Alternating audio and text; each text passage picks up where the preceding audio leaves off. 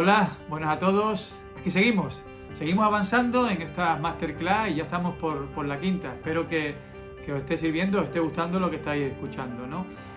Hoy nos vamos a detener en la segunda parte del seguimiento neto, ¿no? Recordaros que en el primer capítulo vimos cómo vencer a ese factor suerte, luego los pilares básicos sobre los que hay que crear o crecer en toda la planificación. Luego empezamos con la historia de un fichaje, con el seguimiento en bruto. En la última clase vimos la primera parte del seguimiento en neto y hoy nos vamos a detener en la segunda parte, en el momento en el que creo que la figura del director deportivo empieza a tener más fuerza, ¿no? Hasta ahora han sido mis scouts los que han hecho la mayor parte del trabajo, ahora aparezco yo.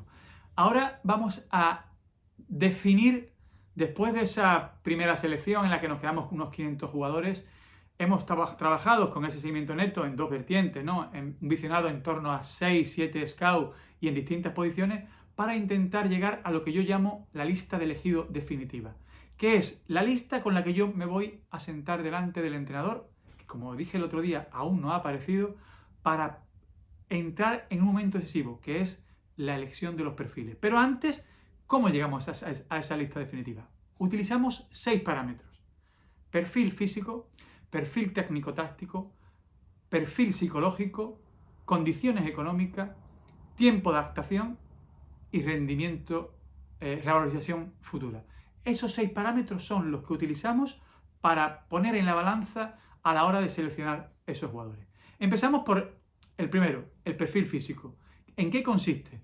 Fundamentalmente es en establecer o conocer los valores físicos de esos jugadores para intentar pensar, para intentar decidir que son jugadores acordes a las exigencias físicas de tu equipo. Es decir, si tú tienes un lateral derecho, el tuyo actual, que por la forma de jugar el equipo, por la forma de jugar tu equipo, necesita hacer en torno a 11 kilómetros y medio de volumen y una media de entre 700, 800, 900 metros en alta intensidad, ya ese es un parámetro que tienes que utilizar a la hora de evaluar los jugadores que tienes que tener, porque si están muy por debajo de esa media de volumen de kilómetros recorridos en un partido o muy por debajo de volumen de kilómetros en alta intensidad, evidentemente ya algo va fallando. Eso no significa que descartes a un jugador por ello, eso significa solamente que tienes una información, como decía al principio, la información es poder para tomar decisión.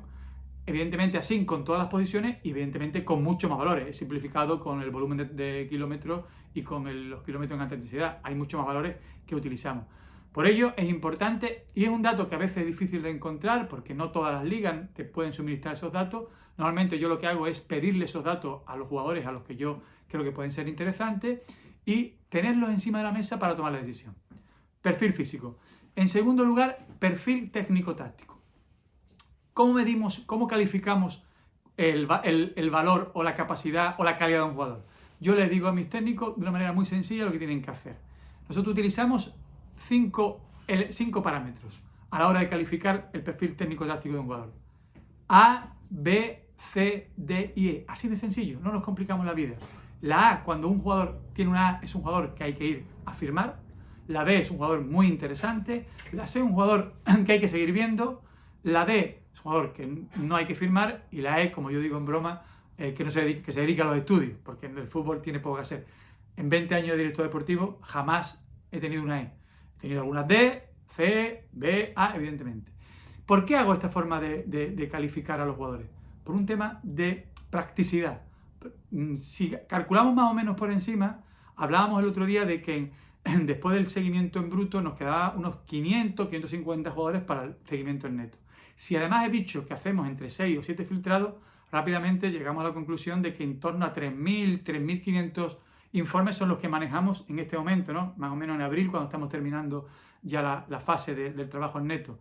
Claro, 3.000, 3.500 informes es muy complicado para un director deportivo ver todos, ¿no? No puedo, es imposible, no hay tiempo, ¿no? Por ello, ¿yo qué hago? Pues empiezo a mirar los informes de mi gente. Vamos a pensar que estamos hablando de Lucas Ocampo, ¿no? Y tenemos, en torno a los que teníamos antiguamente, los que hemos tenido en la fase fruta, y sobre todo en esta fase neta, tenemos aproximadamente entre 20 y 25 informes. Yo empiezo a mirar. Y digo, A, B, B, A, B. Este jugador es importante. Empiezo a mirar. B, C, C, C.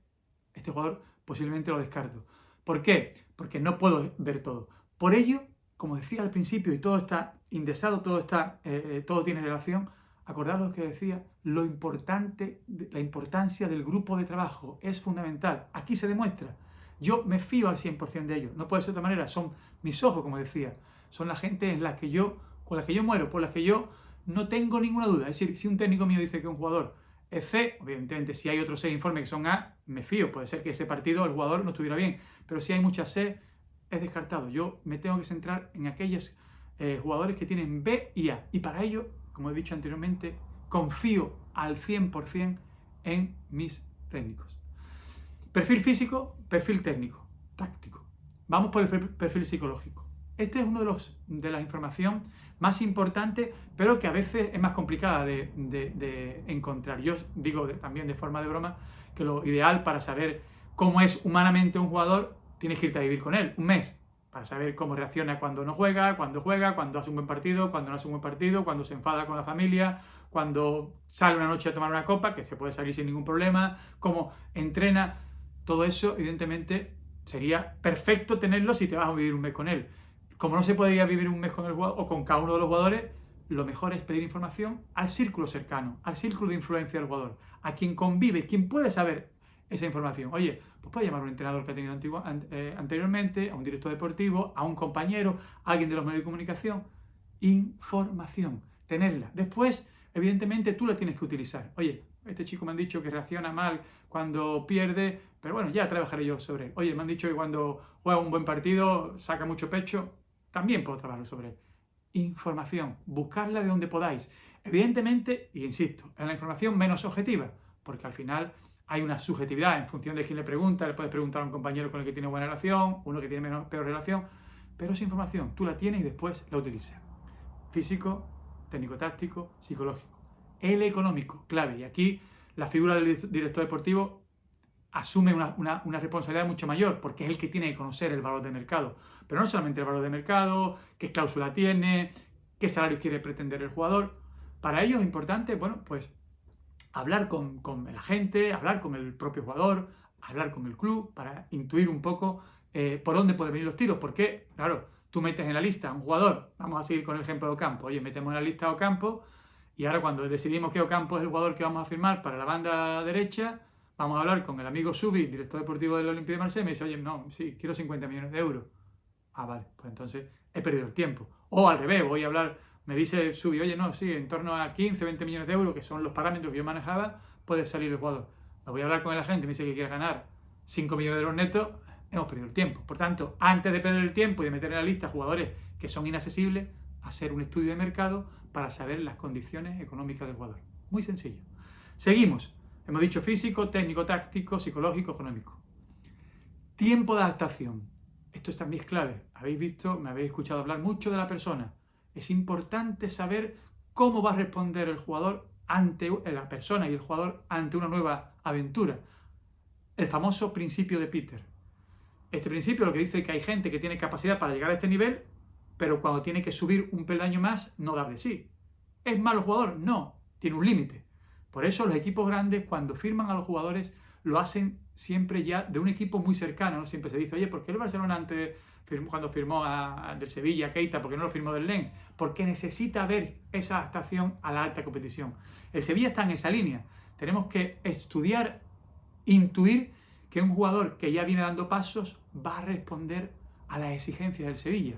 Pongo el ejemplo de Diego Carlo, ¿no? Que viene de Nantes, magnífico club histórico del club de la liga francesa, pero que últimamente está un pequeño escalón por debajo del Sevilla.